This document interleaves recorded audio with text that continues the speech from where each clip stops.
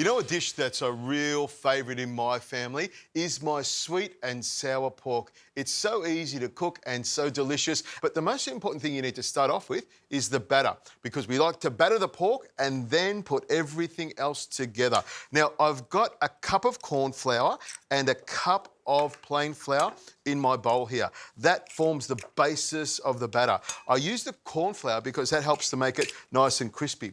Now, to add a little bit of flavour to that, of course, we have some white pepper. White pepper is essential. It just really gives it that beautiful, beautiful flavour. And the white pepper, no one knows it's there, but that's what brings it together. And of course, we need some salt. Now, I will add just a little bit of water to start it off to get it liquefied, but then we'll adjust the amount of water in there to make sure we get a nice, thick batter.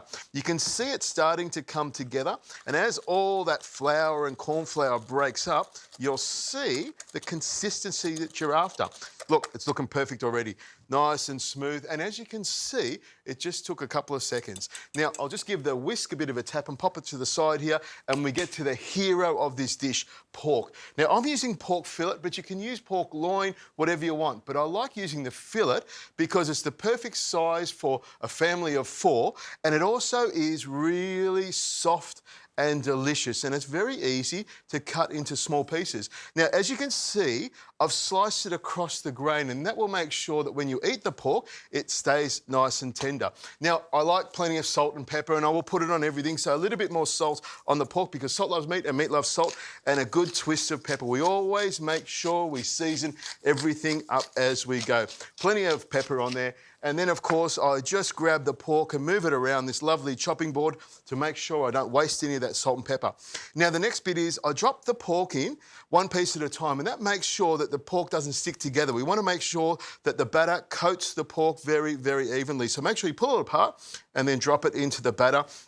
As easy as that. Now, I'll use a fork here, a big fork, and just stir it around gently to make sure that the pork is evenly coated. Now, I've already got my oil hot, and as you can see, I use a digital thermometer to make sure I get the right temperature. I cook at about 160 to 165 degrees Celsius. Now, I don't want heaps of batter on here, so I've left it reasonably thin. So it's just a matter of grabbing the pork with your thumb and forefinger like that, wiping a bit of the excess batter off, and then carefully popping it into the oil. You'll see it starts to bubble away, and when it starts to bubble, you just let go of it like that. Now, this will take about 3 or 4 minutes to cook, and I'll just keep adding these little pieces of pork in a little bit at a time. So pop your pork in there, let it sizzle away for about 4 or 5 minutes till it's cooked all the way through, and then we'll be able to get the rest of this together.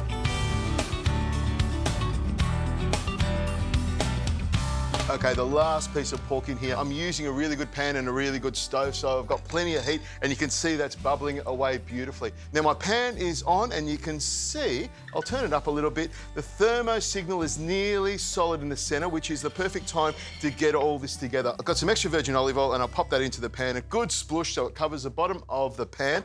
Now, it's just a matter of layering up your veggies. I've got some garlic, and I'll put that in to start with. It'll start sizzling away nice and gently. Some onions go in there as well, and some chilli.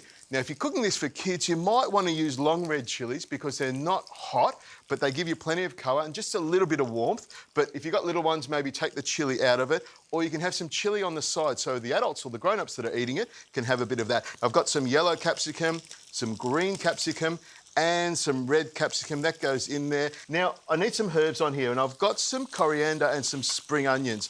And I'll just slice the white part of the spring onion nice and thick so it stays nice and crunchy as well. Coriander is one of my favourite things as well, and I've washed this coriander really, really well. So pop that over there like that, and you can see this is starting to sizzle up beautifully, and that's what I'm looking for. Now, the sauce is something that I think is really important, and you can buy plenty of sauces straight off the shelf, or I'll show you a quick and easy sauce that I like to make that comes together beautifully. It starts with some white vinegar. I'll pour that white vinegar over the top there, about 1/4 cup. Also, about a tablespoon of soy sauce that'll bring it all together.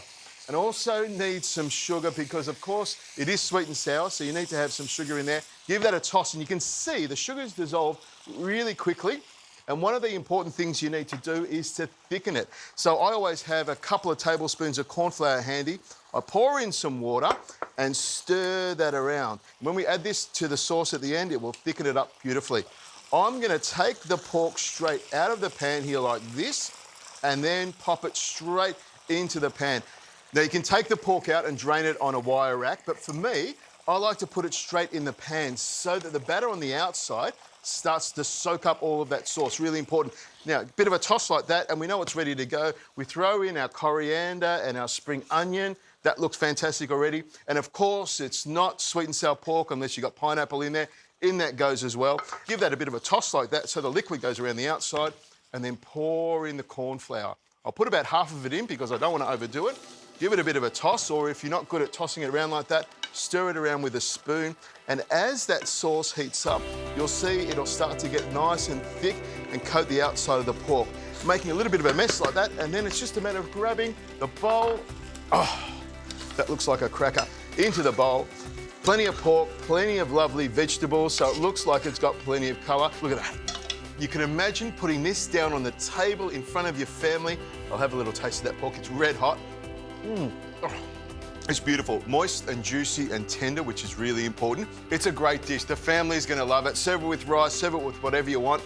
You know what? Why share it? You can eat it all yourself.